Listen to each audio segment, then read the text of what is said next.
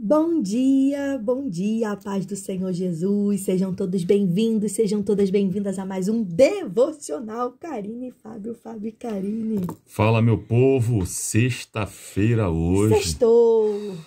Voltamos, força total, semana toda já de salmos, encerramos a semana aqui hoje, tá? Os salmos serão de segunda a sexta, não vai ter sábado e domingo, tá bom? Nos ajude aí, né, gente? Nos ajude aí, Deus abençoe a todos, tá? Vamos orar para a gente iniciar esse momento. Hoje, salmo de número 48. Isso aí, Salmo 48 hoje, para a glória de Deus. Senhor Deus, graças te damos, ó Pai, por mais um dia, por mais uma semana. Obrigado, Senhor Deus, pela tua presença, pela tua bondade, misericórdia. Obrigado, Senhor Deus, pelo alimento, pelo pão de cada dia. Obrigado porque acordamos. Obrigado, Senhor Deus, porque temos o Senhor, ó Pai. Obrigado porque nada foge ao teu controle. Nós queremos ser gratos nessa manhã.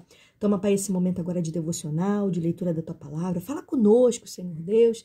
Em nome de Jesus, desejamos ouvir a tua voz, desejamos a tua presença. Em nome de Jesus, é isso que nós te pedimos, crendo. Amém. Se você crê, receba, concorde. Vamos juntos na leitura desse salmo. Vai ler ele todo, não vai ler? Não, vamos ler ele todo não. Vamos fazer pontualmente aí para não enfadar o povo. Você vai ler em casa esse salmo, tá bom? Por favor, né? Então, se você estiver aí no caminho, indo para o trabalho, indo para qualquer outra tarefa aí, você está ouvindo a gente em casa, tarefa de casa, você vai fazer a leitura do Salmo 48, tá bom? Vou começar com o verso número 1. Qual foi que você escolheu? Pode fazer o verso 1. Também? Pode fazer, não, pode fazer. Tá, eu escolhi o verso de número 1, diz assim o Salmo 48, a epígrafe do texto diz, a cidade de Deus. Olha que coisa linda, né? Grande é o Senhor e muito digno de ser louvado na cidade do nosso Deus, seu santo monte. Tem até uma música, né? Eu lembrei logo dessa canção quando eu fiz a leitura, né? E aí o verso de 2 diz assim, alto e belo, alegria de toda a terra, é um monte Sião para os lados do norte e a cidade do grande rei. Nos palácios dela, Deus se faz conhecer como um alto refúgio. Salmo 48, verso de 1 ao 3.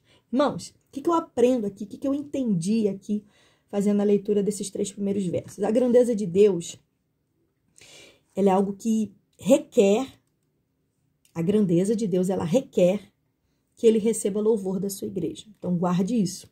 Deus, ele requer, ele deseja que venhamos a louvar. E aqui a ênfase não está sobre Sião, apesar de apontar aqui, fazer um apontamento aqui na cidade do nosso Deus, seu santo monte. A gente sabe que o santo monte de Deus é Sião. Apesar de fazer essa ênfase aqui, não é Sião, mas é sobre o Deus de Sião.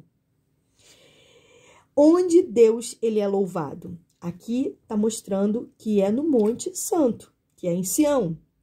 Então, trazendo aqui, lembrando que a gente está falando da igreja, a gente sempre procura achar Cristo, a gente sempre procura achar a igreja. Então, a igreja aqui, ela é o meio que o Senhor é louvado no nosso tempo. Naquele tempo, estava fazendo a ilusão ali do Monte Sião, onde aconteciam os louvores, onde acontecia a adoração. Só que hoje, a igreja é o meio onde o Senhor ele é louvado. Então, a igreja é o lugar da morada de Deus. Assim como o Monte Sião, quando a gente lê nesse salmo, a gente vê que é o lugar da morada de Deus. A igreja é o lugar da morada de Deus. E quem é a igreja? Somos nós. A igreja, ela é santa. Então, só uma igreja que é santa, ela pode adorar ao Senhor. Eu anotei aqui, ó. A igreja é a cidade do grande rei, que ele escolheu para ser a alegria de toda a terra. Tá no salmo aqui, ó. Grande é o Senhor e muito digno de ser louvado. Na cidade do nosso Deus, seu santo monte. Alto e belo, alegria de toda a terra. Então, pensa comigo agora no verso 2. Ele escolheu aqui, Jerusalém, no caso, para ser a alegria de toda a terra. Então, Jerusalém trouxe alegria. O que aconteceu em Jerusalém? A gente lembra, foi ali que o evangelho foi escrito, foi ali que o evangelho foi proclamado, foi ali que o Senhor Jesus ele foi apresentado, anunciado para as nações da terra. Foi ali que começou quem? A igreja, a noiva, nós. Então, olha que coisa linda, ali começou a alegria de toda terra. Quais são os que você escolheu? Eu posso continuar? Eu escolhi 4 e 5. 4 e 5. Então vai você no 4. Vamos lá, gente. 4 e 5 rapidinho aqui. Por esse motivo, eis que os reis somaram suas forças e juntos avançaram contra a cidade. Contudo, quando a contemplaram, minha versão tá na King James atualizada, tá?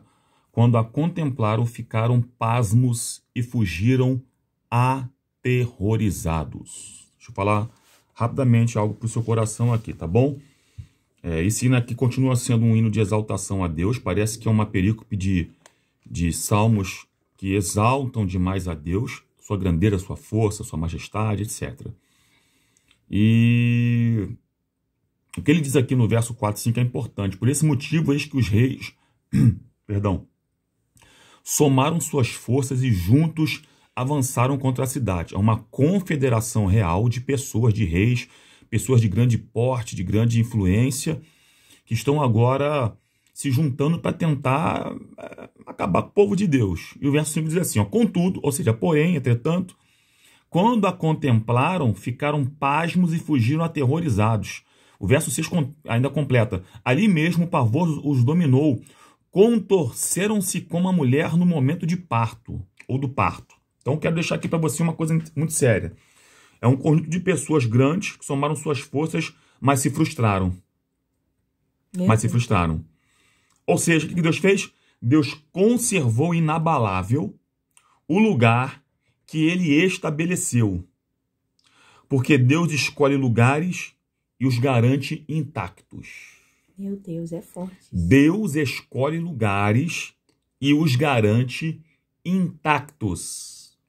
Montão de gente planejando destruir aquilo que Deus construiu.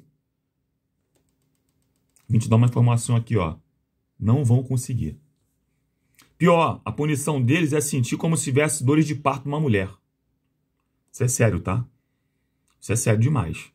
Há quem diga que a dor de parto de uma mulher é uma das piores dores que existem. Só semelhante à dor de crise renal. Dói demais, hein, gente? Então, aquilo que Deus estabeleceu não pode ser tocado. Vai, pode ir. Amém? Não, tô lendo na tua versão ali para ver como é que tá, diferente da minha. Gente, versículo 4 e 6. Lembrando que a gente está falando aqui de Deus, está falando de Jesus, está falando da sua igreja. E os versos de número 4 ao 7, essa perícope aqui, perceba, os inimigos eles se unem para atacar, e aí trazendo para os nossos dias o contexto da igreja, para atacar o povo de Deus, como o Fábio colocou aqui. Aqui, no caso, eles estavam se reunindo para atacar ali Jerusalém. Então, trazendo para os nossos dias de hoje, os inimigos quantas vezes se unem?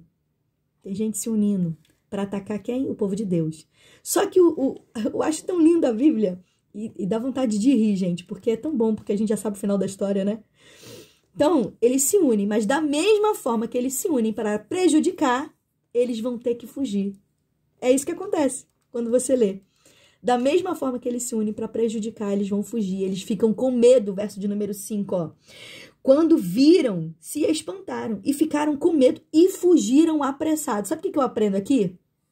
Que quem vem te atacar com pressa vai ter que fugir com mais pressa ainda de quando eles chegaram. Por quê? Porque ele vai ver que é Deus que está com você. Então, tem gente que está vindo ao teu encontro para te atacar e com mais pressa ainda eles vão ter que fugir, porque Deus está com você.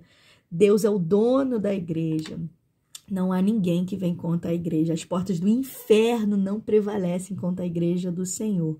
Então, o que eu aprendo aqui? Que quem te atormenta será atormentado.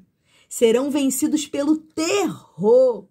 Então, eu anotei uma frase de Spurgeon aqui. Eu tô lendo um livro dele, tô gostando muito. Eu anotei aqui, ó. A consciência persegue quem persegue a igreja de Deus. A consciência persegue aqueles que perseguem a igreja de Deus. Fica tranquilo, precisa se preocupar não, que a própria consciência deles vão perseguir eles mesmos. Porque, cara, quem tá com o Senhor tem tudo. Nós somos a igreja santa do Senhor. Aí o verso 7, Fábio já falou aqui, e eu já encerro a minha oportunidade. Olha o que acontece com eles. Como o vento leste destruísse os naus de Tarso. Como é que tá na sua versão? Foste como o vento oriental, quando destruiu os navios de Tarsis. O que está acontecendo? Eu li em outra versão que está apontando que eles foram destroçados. Gente, isso é forte demais. Eles serão destroçados. Isso está demonstrando já a vitória. Então, olha que coisa linda. A gente já conhece o final da história. A grande vitória. Então, isso mostra, isso está fazendo um apontamento para o fim. Você já conhece a história. O telefone tá caindo. Você já conhece o final da história da igreja. Então, tá fazendo um apontamento para o fim. Então, nós como igreja, a gente pode cantar esse salmo aqui, esse salmo de número 48 aqui, tendo em mente os triunfos da igreja. Tendo em mente o triunfo do evangelho, porque a gente já conhece o final, a história. Então, a gente não tem o que temer, não temos que temer o inimigo, não temos que temer o opressor, não temos que temer a esse mundo. Nós sabemos que os ímpios, eles serão destruídos, destroçados. Então, esse aqui é um salmo de vitória, que fala da igreja de Deus, a garantia que Deus nos dá, independente de quem está vindo. Nós temos a alegria que Ele é o nosso refúgio, nosso Salvador, nosso Senhor, e com Ele nós temos a garantia da vitória. É forte, né, irmãos? Nesse verso 7 ainda aí, eu falo aqui rapidinho e parto para o 9, tá? Foste como o vento oriental quando destruiu os navios de Tarsis. Destruir um navio tem que ser um vento muito forte, né? Então tome muito cuidado com algumas embarcações que você tem acessado, tá? Você pode estar acessando uma embarcação que está indo contra aquilo que Deus estabeleceu. Verso 9. Eita, essa daí é forte. Verso 9. No meio do teu templo, ó Deus, meditamos em teu amor misericordioso. O templo, gente, é um lugar de prestar culto a Deus, correto? A ideia que se tem é essa. Templo é lugar de prestar culto a Deus. Fábio, pode-se meditar em outro lugar? Pode. Não existe problema algum em você meditar, pensar em Deus em outro lugar. Mas o ideal é meditar no templo. O ideal é meditar, pensar no amor misericordioso de Deus para com as nossas vidas no templo. Isso vai contra a ideia de que não se precisa ir ao templo. Tá? Eu caminho às vezes um pouco diferente daquilo que as pessoas ficam achando que vai. Deus fala algumas coisas comigo aqui que são muito importantes.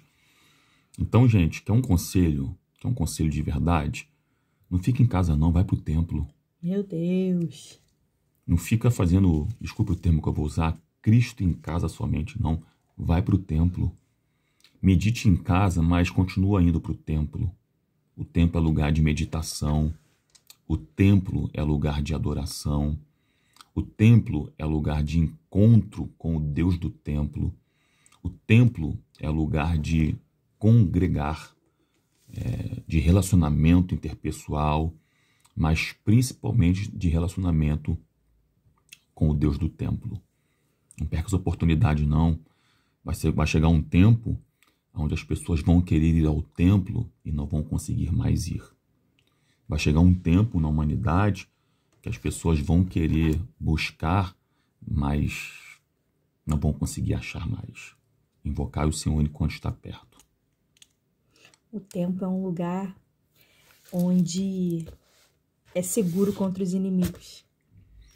Se não precisasse de templo, Deus não falava tanto naquilo que ele chama de templo. É isso. Tem que quebrar esse conceito aí. A igreja somos nós. Mas a gente precisa de um local. A igreja sou eu, a igreja somos nós. Primeiro que a igreja somos nós. Somos. Segundo, tem um local de adoração. Tá? E é nesse lugar que a gente encontra as bênçãos, refrigério, descanso, onde a gente fortalece uns aos outros, tem comunhão. É muito bom, gente. Então, é sobre isso. É sobre isso. Vamos finalizar aqui o nosso momento de devocional no dia de hoje. Você gostou? Curte, compartilha, manda para alguém. Alguém precisa ouvir essa palavra, tá bom? Seja você um canal dos céus para outras pessoas, tá bom? É isso aí, gente. Hoje a nossa dica literária são 2 livretos lançados para a glória de Deus por mim. Escatologia módulo 1 e Escatologia, módulo 2. Calhou com o que a gente está falando aqui também, né? Meu Deus, e não tem nada combinado aqui não, gente. É Papai do Céu. Exatamente, eu falo sobre fim dos tempos aqui, tá bom? Fim dos tempos, os eventos que vão acontecer no fim dos tempos, partindo do princípio, do princípio de dores, passando sobre o Tribunal de Cristo, bodas do Cordeiro. Fala um pouquinho também nesse livro aqui sobre a grande tribulação, falando também aqui sobre o anticristo, tá bom? Você sabia que o anticristo é um homem que se colocará no lugar de Cristo? Que ele é inteligente, carismático e surgirá como um líder mundial no fim dos tempos? O surgimento do anticristo é bem interessante, tá? Porque os homens crerão tão facilmente nas promessas do anticristo. Eu falo um pouquinho aqui que ele vai ser apoiado pelo falso profeta, sobre a segunda vinda, a volta de Jesus e as nações rebeladas.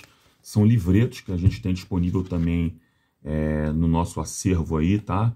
Se você assim quiser adquirir, chama a gente aí no direct, aqui no... comenta aí na gente aí. Tem também um link, tem um link também lá para compra. Tem um link também aqui no YouTube para compra. A gente envia para todo o Brasil, tá bom? Deus abençoe a todos. Vamos orar para a gente finalizar o dia de hoje. Esse final de semana seja uma bênção na tua vida. Exatamente. Eu oro.